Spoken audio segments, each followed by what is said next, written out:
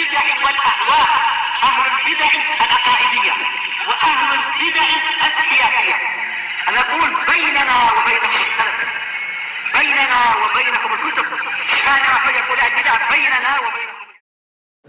بسم الله الرحمن الرحيم. إن الحمد لله نحمده ونستعينه ونستغفره ونعوذ بالله من شرور أنفسنا ومن سيئات أعمالنا. من يهده الله فلا مضل له ومن يضلل فلا هادي له. وأشهد أن لا إله إلا الله وحده لا شريك له وأشهد أن محمدا عبده ورسوله. يا أيها الذين آمنوا اتقوا الله حق تقاته ولا تموتن إلا وأنتم مسلمون. يا أيها الناس اتقوا ربكم الذي خلقكم من نفس واحدة وخلق منها زوجها وبث منهما رجالا كثيرا ونساء واتقوا الله الذي تساءلون به والأرحام إن الله كان عليكم رقيبا. يا أيها الذين آمنوا اتقوا الله وقولوا قولا سديدا يصلح لكم أعمالكم ويغفر لكم ذنوبكم ومن يطع الله ورسوله فقد فاز فوزا عظيما. أما بعد فإن خير الحديث كتاب الله تبارك وتعالى وخير الهدى هدى محمد صلى الله عليه وعلى آله وسلم وشر الأمور محدثاتها وكل محدثة بدعة وكل بدعة ضلالة وكل ضلالة في النار. Ma'asyiral ikhwah hafizakumullah jami'a. Kita bersyukur kepada Allah Subhanahu wa taala atas limpahan taufiknya dan banyaknya kurnianya, sehingga kita dimudahkan untuk berjumpa di salah satu dari rumah-rumah Allah yang mulia untuk membaca kitabullah, untuk mempelajarinya dan kemudian mengamalkannya insyaallah.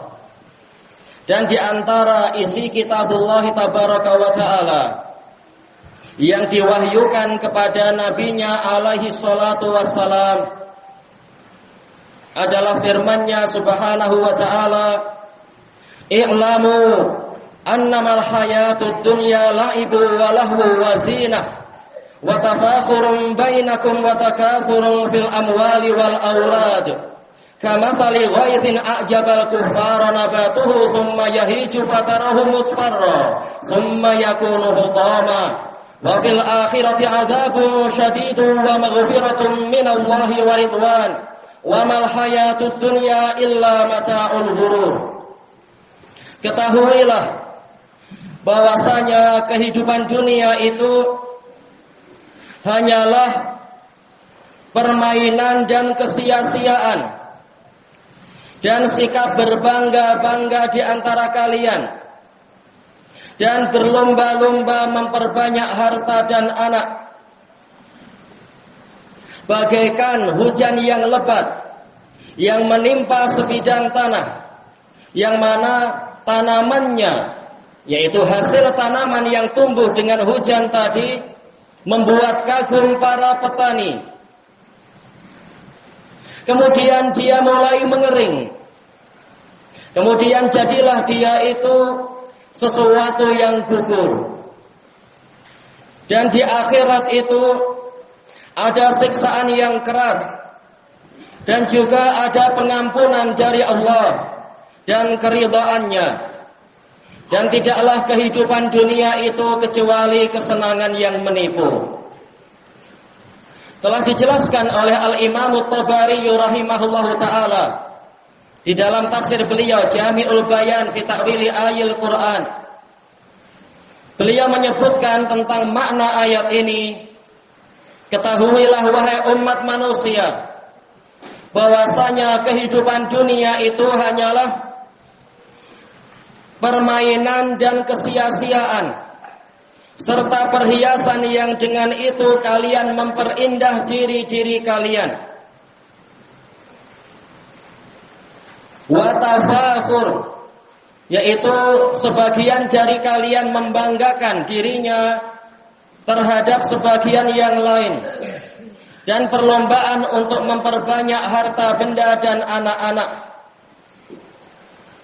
Permisalannya adalah bagaikan hujan yang lebat yang menimpa sebidang tanah, kemudian menghasilkan dan menumbuhkan tumbuhan dan tanaman, yang mana tanaman-tanamannya tadi nampak hijau dan indah, membuat kagum para petani. Al-kufar di sini kata sebagian mufassirin yaitu para petani. Dikatakan kufar, kafir karena dia yang membolak-balik tanah, membaliknya, menutupinya dan sebagainya. Kemudian setelah itu dia yahid yaitu yaibas, mulai dia mengering. Fatarahu musfarra, kemudian engkau melihat dia mulai menguning, yaitu setelah sebelumnya dia adalah hijau dan indah, hijau bersinar. Setelah itu kemudian dia berubah menjadi kuning. Summa yakunu hutama, yaitu sesuatu yang kering dan luruh, kering dan gugur. Kemudian Allah Ta'ala mengatakan, wa fil akhirati adzabun syadidun wa maghfiratun minallahi wa ridwan. Dan di akhirat itu ada siksaan yang keras, dan ada pula pengampunan dari Allah dan keridhaannya. Kemudian At-Tabari rahimahullahu ta'ala menyebutkan dengan sanadnya dari Bishr, dari Yazid, dari Sa'id, dari Qatadah, dengan mengatakan fasaran nasu ila hadzainil harfain. Kemudian jadilah umat manusia menuju kepada dua huruf ini, yaitu boleh jadi menuju kepada azab Allah Ta'ala di dalam neraka, atau menuju kepada pengampunan dan keridhaan Allah di dalam surga. Dan sanad ini minimalnya adalah hasan, karena guru dari At-Tabari yaitu Bishr, beliau adalah Abu Sahal Bishr ibnu Mu'ad al-Aqabi saduq. Sebagian ulama mengatakan siqah, tak masalah. Beliau meriwayatkan dari Yazid beliau adalah Abu Muawiyah Yazid ibnu Zuraid, yang dijuluki sebagai Raihanatul Iraq, karena beliau min asbatin nasi Sa'id bin Abi Arubah, dan kepadanya lah penelitian itu berhenti. Penelitian para rawi itu kemuncaknya ada pada beliau di masa itu. Dan beliau meriwayatkan dari Sa'id, yaitu Abu Nadhr Sa'id bin Abi Arubah, yang mana beliau ini adalah asbatun nas fi Qatadah. Dan memang beliau meriwayatkan dari Qatadah bin Di'amah As-Sadusi Al-Basri Al-Akmah Abul Khattab, siqatun sabtun imamun faqihun mufassir. Maka asar ini adalah hasan minimalnya. Beliau mengatakan, orang entah dia akan pergi kemana, menuju kemana, apapun yang dia perbuat, ujung akhirnya dia kembalinya kepada salah satu dari dua keadaan. Mungkin diazab di dalam neraka, atau mendapatkan pengampunan dan keridhaan di dalam surga. Kemudian Allah Ta'ala menyebutkan perkara yang menyebabkan banyak manusia tertipu dan terlena. Wa mal hayatud dunya illa mata'ul ghurur. Dan tidaklah kehidupan dunia itu kecuali kesenangan yang menipu. Dunia sangat rendah, dunia sangat hina, dunia sesuai dengan namanya wazan fu'la, yaitu dari apa? Ad-dana'ah, wazan fu'la lil mubalaghah, yaitu sangat rendah dan sangat hina. Kesenangannya sangat sedikit, masanya juga sangat singkat. Itu pun sebentar lagi dia akan rusak dan fana. Sebagaimana yang diriwayatkan oleh Al-Imam Muslim di dalam sahih beliau, di salah satu sanadnya beliau mengatakan haddatsana Ibnu Abi Syaibah qala haddatsana Abdullah ibnu Idris an Ismail bin Abi Khalid an Qais bin Abi Hazim an Mustawrid bin Shaddad radhiyallahu anhu akhi Bani Fihr qala sami'tu Rasulullah sallallahu alaihi wasallam yaqul wallah mad dunya fil akhirati illa kama yaj'alu ahadukum isbahahu fil yam falyanzur bima tarji. Demi Allah, tidaklah dunia itu, yaitu kesenangan dunia dan masanya, dibandingkan dengan akhirat kecuali seperti salah seorang dari kalian menjadikan, yaitu memasukkan salah satu jarinya ke dalam yam, al-yam yaitu al-bahar, lautan. Falyanzur bima tarji, maka hendaknya dia melihat dengan apa jari tadi kembali. Di riwayat yang lain bima yarji, kembali ke orangnya. Dijelaskan oleh para pensyarah, ini menunjukkan betapa sedikitnya kesenangan dunia. Ya, dibandingkan dengan lautan yang luas, seberapa air yang menempel di salah satu jari kita itu. Itulah dunia, tidak ada apa-apanya. Hadis ini Imam Muslim meriwayatkan dari Ibnu Abi Syaibah.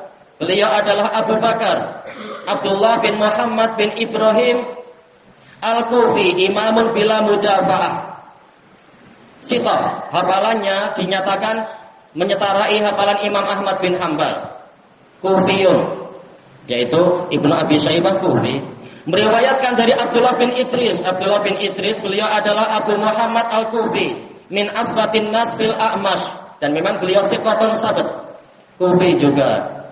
Beliau meriwayatkan dari Ismail bin Abi Khalid, Abu Abdullah Al-Kufi Al-Ahmasi, dan beliau adalah min kibarit tabi'in. Beliau meriwayatkan dari Qais bin Abi Hazim.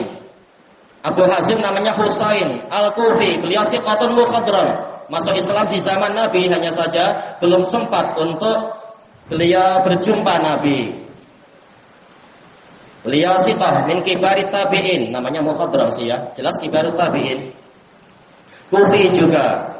Meriwayatkan dari Al-Mustawrid bin Shaddad Al-Fihri Al-Qurashi. Beliau orang Quraisy, namun beliau tinggal di Kufah. Dan setelah itu beliau wafatnya adalah di Mesir. Tidak disebutkan di berbagai literatur siapa kunyah beliau. Cuma dari sini apa pelajaran yang kita ambil? Seseorang mungkin lahir di suatu negeri, namun kemudian dia berpindah ke negeri yang lain, dan tidak disangka-sangka matinya di negeri yang ketiga.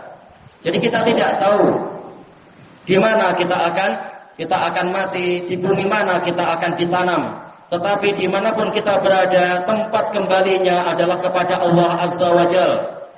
Sebagian orang mungkin berangan-angan pergi ke bulan. Ada yang mengatakan saya mau honeymoon di bulan. Tak tahu di bulan ada hotel bintang 5 atau tidak, entah. Mungkin sudah bosan ke Langkawi, harga mahal lah, ke bulan. Mungkin di bulan masih balai Cikang semangkok 5 kupang mungkin. Atau ada yang berangan-angan pergi jauh sampai ke Mares, tak tahu di Mares mungkin mau buka cawangan nasi lemak kah, atau mungkin lobster salut tepung atau apa, tak tahu. Tapi setelah itu kalau dia mati kembalinya kemana? Inna lillahi wa inna ilaihi raji'un. Sesungguhnya kita ini hanyalah milik Allah, dan sesungguhnya kita hanya kepadanya kita akan kembali. Semuanya akan kembali menghadap Allah Ta'ala dan mempertanggungjawabkan seluruh amalannya.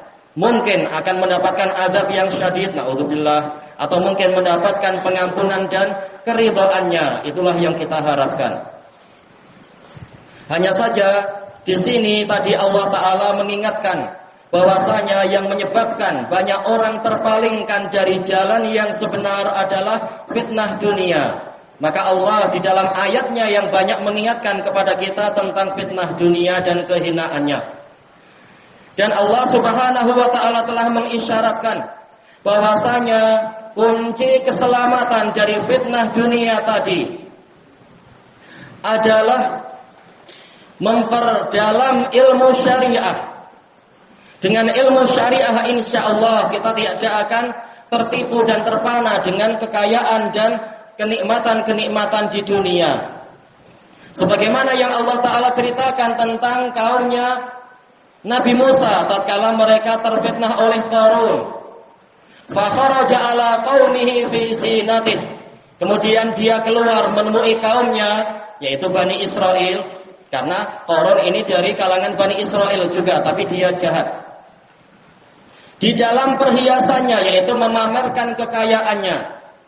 Qala alladziina yuriduna al-hayata dunya ya laita lana mithla ma utiya Qarun innahu ladzu hazzin 'adzim. Orang-orang yang menginginkan kehidupan dunia dan perhiasannya, mereka mengatakan, aduhai, seandainya kami diberi semisal dengan yang diberikan kepada Qarun. Sesungguhnya dia benar-benar mendapatkan keuntungan yang besar. Kemudian Allah mengatakan, wa qala alladziina utul ilma wailakum thawabullahi khairul liman amana wa amila shalihan wa la yulaqaha illa sabirun. Dan orang-orang yang diberi ilmu berkata kepada mereka, celaka kalian, pahala dari Allah itu lebih baik untuk orang-orang yang beriman dan beramal saleh, dan tidak ada yang mendapatkannya kecuali orang-orang yang bersabar. Dengan ilmu yang kuat, dengan pengetahuan yang mendalam, insya Allah seseorang akan mengetahui pentingnya keimanan dan tingginya nilai amal saleh serta besarnya pahala kesabaran. Dan dengan itu dia akan melangkah di dalam kehidupan dunia tanpa terfitnah, insya Allah.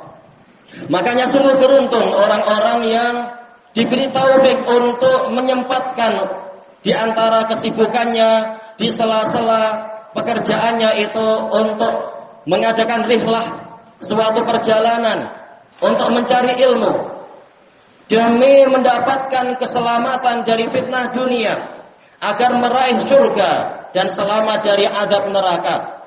Sebagaimana di dalam hadis yang diriwayatkan oleh Imam Muslim rahimahullahu taala, hadis yang terkenal di kalangan kita semua insyaallah. Beliau mengatakan, haddatsana Yahya bin Yahya bin Abi Syaibah wa Muhammad bin Al-Ala an Abi Muawiyah anil A'mash an Abi Salih an Abi Hurairah radhiyallahu an. Hadis Abi Hurairah yang ma'ruf hadis di dalam Arba'in Nawawiyah, sampai Rasulullah mengatakan, wa man salaka tariqan yaltamisu fihi ilma sahalallahu lahu bihi tariqan ila jannah. Dan barang siapa menempuh suatu perjalanan untuk mencari ilmu, Allah akan memudahkan dengan perjalanannya tadi untuknya jalan menuju ke surga. Dan kemudian Nabi mengatakan, wa majtama'a qaumun fi baitin min buyutillah, dan tidaklah sekelompok orang berkumpul di salah satu dari rumah-rumah Allah, yatluna kitabullah, membaca kitabullah, wa yatadarasunahu bainahum, dan saling mengajarkan kitab tadi, kitab suci tadi di antara mereka, illa nazalat alaihimus sakinah, kecuali akan turun kepada mereka ketentraman. Nazalat ini fi'il madhi, tapi kita tahu pola jaza itu adalah masa hadapan. Tapi kenapa masa hadapan didatangkan dengan pola madhi, yaitu litahqiq, yaitu untuk kepastian. Pastilah akan turun kepada mereka ketentraman. Wa ghasyiyatuhumur rahmah, mereka akan diliputi oleh rahmah. Wa hafathumul malaikah, mereka akan dikelilingi, dikerumuni oleh para malaikat. Wa dzakarahumullahu fi man 'indah, dan Allah akan menyebut-nyebut mereka. Az-zikrnya itu di sini as-sanaul hasan. Allah akan menyanjung mereka, memuji mereka di hadapan para makhluk yang ada di sisinya. Baik, untuk orang-orang besar insyaallah ini mudah. Pertanyaan adalah untuk anak-anak, siapa contoh makhluk yang di sisi Allah? Ya Ilyas. Malaikat boleh. Siapa? Abdullah. Malaikat juga ada. Malaikat banyak, bolehlah. Malaikat satu, malaikat dua. Ya. Nabi Muhammad, bolehlah. Nabi Muhammad jelas fi maq'ati sidqin 'inda malikin muqtadir. Nabi Muhammad, para nabi dan insyaallah yang lain-lain juga ada di sisi Allah setelah wafat. Ya. Apa? Ya, para rasul boleh sama. Mukbil. Aras boleh juga, boleh, nggak masalah, memang jelas di sisi Allah. Salihin, jin, bolehlah, jin yang sudah masuk surga, boleh. Siapa? Abdurrahman. Tadi sudah. Ya, siapa namanya? Daud. Siapa? Bolehlah jannah, tapi siapa yang di dalam jannah? Ya, Adam. Ya, para bidadari hurul ain, sebagaimana dijelaskan oleh para ulama, yaitu orang-orang tadi dipuji oleh Allah di hadapan para bidadari, para malaikat dan yang lainnya. Baik, hadis ini ma'ruf dan sudah menjadi komitmen kita, insyaallah kita berusaha untuk mengenal para salaf kita. Imam Muslim beliau meriwayatkan dari 3 guru sekarang. Yang pertama adalah Yahya bin Yahya, beliau adalah Abu Bakar Al-Laitsi An-Naisaburi, siqatun imamun sabat. Dan juga yang kedua adalah Ibnu Abi Syaibah. Tadi sudah disebut Ibnu Abi Syaibah, siapa namanya? Sholihin ya? Oh bukan, Ibnu Abi Syaibah, siapa namanya? Siapa yang ingat tadi disebut? Siapa? Siapa nama? Bukan, nama Ibnu Abi Syaibah, Abu Bakar bin Abi Syaibah, siapa namanya? Perlu kita kasih isyarat tidak? Al-Mubil? Namanya aja, kunyahnya tadi Abu Bakar. Namanya siapa tadi? Sanad yang tadi itu kita menyebut, diusahakan untuk apa? Mulai dihafal sedikit-sedikit. Jangan cuma marhaban tafadhol salam. Baik, jangan cuma hafal apa itu Mike Tyson aja. Nah, kita hafal para salaf kita juga lah, para ulama kita dihafal nama-namanya. Ibnu Abi Syaibah, nama yang paling Allah sukai. Ya, ini anak-anak tunjuk jari banyak. Tak yang bising, yang belum. Abdullah. Kasihan malu nunjuk diri sendiri ya. Iya. Abdullah, betul. Ya, Abdullah bin Muhammad bin Ibrahim. Kemudian yang ketiga adalah Muhammad Ibnul Ala Abu Quraib Al-Hamdani Al-Kufi, siqatun sabtun imam. Tiga-tiganya meriwayatkan dari Abu Muawiyah. Ini untuk bapak-bapak atau mungkin calon bapak-bapak boleh juga. Abu Muawiyah namanya siapa? Ini terulang insyaallah. Mobil. Abu Muawiyah namanya, atau bapak-bapak ada yang ingat? Siapa? Gimana cara kita ngasih isyarat ya? Kalau kita sudah ngasih isyarat, berarti yang tunjuk jari, yang belum pernah tunjuk jari. Ada yang tunjuk jari, Ismail. Yazid, bukan. Siapa yang mencoba lagi? Sholihin. Abu Azim, belum, bukan. Namanya adalah nama makhluk terbaik. Wah, kan yang tunjuk jari banyak. Yang belum pernah tunjuk jari dari anak-anak siapa? Bolehlah. Siapa namanya? Najib. Iya, namanya Muhammad Ibnu Khazim. Oh iya, beliau adalah asbatun nasfi A'mash. Kalau A'mash ini juga terulang lah. Ini salah satu hero kita, yaitu pahlawan Islam. A'mash, siapa nama A'mash? Siapa namanya A'mash? Abu Turab? Sulaiman bin Mihran Al-Kufi Al-Mushaf. Baik. Beliau meriwayatkan dari Abu Saleh Zakwan As-Samman Al-Faqih Al-Madani, meriwayatkan dari Abi Hurairah. Ini yang paling kecil aja, anak paling kecil. Siapa yang merasa paling kecil? Firdaus, enggak ada yang lebih kecil lagi sudah. Firdaus, siapa nama Abu Hurairah? Tadi petang Ustaz sudah nyebutkan, Ustaz kita sudah nyebut petang. Abdurrahman bin Sakhar, betul. Abdurrahman bin Sakhar. Abdurrahman bin Sakhar rumahnya di mana? Ya? Yaman, tayyib. Insyaallah sudah cukup. Tayyib, intinya adalah di dalam hadis ini Nabi Shallallahu Alaihi Wasallam memberikan kabar gembira kepada orang-orang yang menempuh perjalanan untuk menuntut ilmu. Tayyib. Dengan itulah insyaallah berangkat dari dalil-dalil tadi dan juga kalam para a'immah kita insyaallah akan segera memulai pembacaan kitab ini, yaitu apa? Ijma'us Salaf fil I'tiqad karya Al-Imam Harb Al-Karmani rahimahullahu taala. Baik. Walhamdulillahirabbil alamin.